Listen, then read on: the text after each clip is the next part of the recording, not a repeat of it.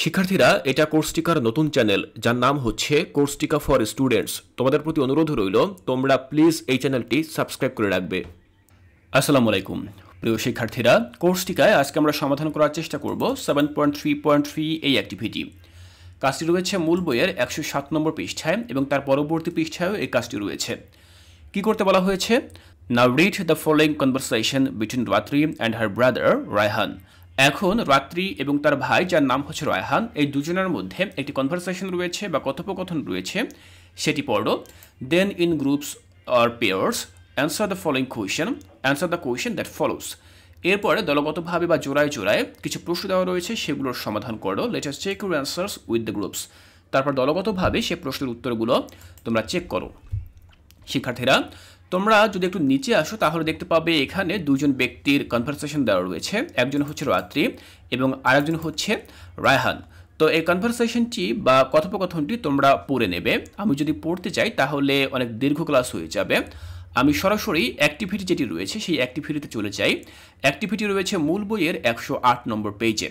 তোমরা এখানে কোশ্চেন দেখতে পাবে। এখানে 3টি কোশ্চেন দেওয়া রয়েছে। দেখো, প্রথম কোশ্চেন হচ্ছে which parts of speech are the base form of gerund, participle and infinitive? দ্বিতীয় প্রশ্ন হচ্ছে what are the parts of speech they act like in a sentence? এরপরে 3 নম্বর যে প্রশ্ন সেটি হচ্ছে কি, দেখো, have you found any similarities and dissimilarities among these three grammar points, gerund, participle and infinitives?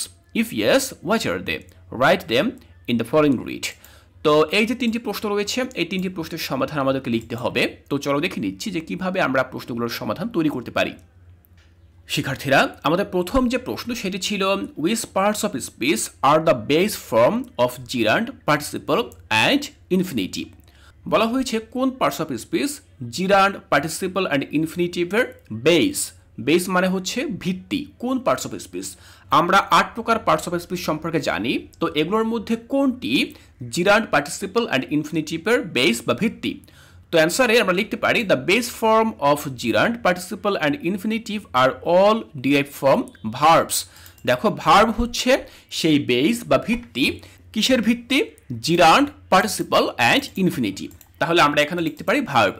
দ্বিতীয় প্রশ্ন হচ্ছে what are the parts of speech they act like in a sentence?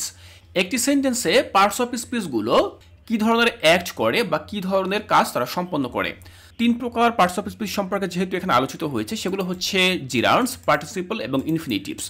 তো জিরান্ড সেটি কি ধরনের অ্যাক্ট করে? সেটি মূলত নাউন হিসেবে কাজ করে। দ্বিতীয়ত পার্টিসিপল, সেটি কাজ করে কিসের মতো? অ্যাক্ট লাইক অ্যাডজেক্টিভ, এটিও একটা অ্যাডজেক্টিভের মতো কাজ করে। এরপর রয়েছে ইনফিনিটিভস। তো ইনফিনিটিভস এটি কিসের মতো কাজ করে? Can act like nouns, adjective and adverb. এটি মূলত নাউন, অ্যাডজেক্টিভ এবং অ্যাডভার্বস এই 3 ধরনের কাজই করতে পারে। তাহলে 2 নম্বর প্রশ্নের উত্তরটি আমরা এভাবে লিখলাম।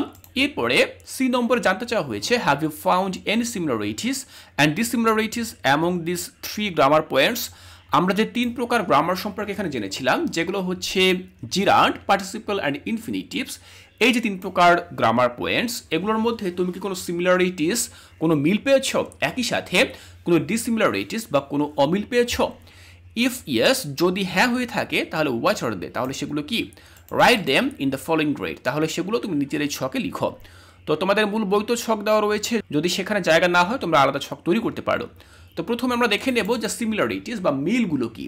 তো আমরা কি সিমিলারিটিস পাই বা কি মিল পাই? দেখো, প্রথম যে similarities, they are all derived from verbs. এগুলো সবগুলো ভার্ব থেকে আসে। They are all derived from verbs, এগুলো হচ্ছে ভার্ব থেকে আসে। দ্বিতীয়ত, they can all be use to modify nouns or pronouns in a sentence. এই সকল পার্টস অফ স্পিচের পয়েন্টসগুলো বা গ্রামার স্পিচের পয়েন্টগুলো মূলত নাউন, প্রোনাউন, একটি সেন্টেন্সে যে নাউন প্রোনাউন রয়েছে এগুলোকে মডিফাই করতে পারে। এই হচ্ছে মূলত সিমিলারিটিস বা এগুলোর মধ্যে যে মিল। এবার দেখব অমিল বা ডিসিমিলারিটিস। তো অমিল কি কি পাই? দেখো, প্রথম যে অমিলটি আমরা পাই সেটি হচ্ছে gerunds function specially as nouns while participle and infinitives can functions as adjective or adverbs in addition to noun. দেখো, জিরান্ড মূলত নাউন হিসেবে কাজ করে, কিন্তু অপরদিকে পার্টিসিপল এবং ইনফিনিটিভ সেগুলো নাউন হিসেবে কাজ করে, তবে এর পাশাপাশি তারা অ্যাডজেক্টিভ এবং অ্যাডভার্ব হিসেবেও কাজ করতে পারে। এবার দেখো, দ্বিতীয় যে অমিলটি আমরা পাই সেটি কি? সেটি হচ্ছে participle and infinitives have specific form, অর্থাৎ পার্টিসিপল এবং ইনফিনিটিভের স্পেসিফিক বা নির্দিষ্ট কিছু ফর্ম রয়েছে, যেমন present participle, past participle, bare infinitive এগুলো। অপরদিকে দেখো gerunds are always formed by adding ING to the basic form of the verb. অপরদিকে জিরান্ডে মূলত একটাই ফর্ম রয়েছে যেটি মূলত আইএনজি, অর্থাৎ ভার্বের যে বেস ফর্ম রয়েছে সে বেস ফর্মের সাথে মূলত আইএনজি যুক্ত হয়ে এই জিরান্ডটা তৈরি হয়। এটি হচ্ছে পার্থক্য। তাহলে শিক্ষার্থীরা আমরা এই জিরান্ড, পার্টিসিপল এবং ইনফিনিটিভস এর মধ্যে সিমিলারিটিস দেখে নিলাম, ডিসিমিলারিটিসও দেখে নিলাম। আমি আশা করছি এখানে যে প্রশ্নগুলো রয়েছে এগুলোর সমাধান তোমরা করতে পারবে, এগুলো তোমাদের জন্য সহজ হচ্ছে। শিক্ষার্থীরা এর পরবর্তী ক্লাসে আমরা চলে যাব মূল বইয়ের পরবর্তী যে অ্যাক্টিভিটি 7.3.4 এই অ্যাক্টিভিটিতে, এবং এখানে যে কাজটি করতে বলা হয়েছে সেটিও আমরা এই পরবর্তী ক্লাসে করার চেষ্টা করব। তাই কোর্সটিকায় এর পরবর্তী ক্লাসগুলো দেখার আমন্ত্রণ জানিয়ে আজকের এই ক্লাসটি এখানেই শেষ করছি।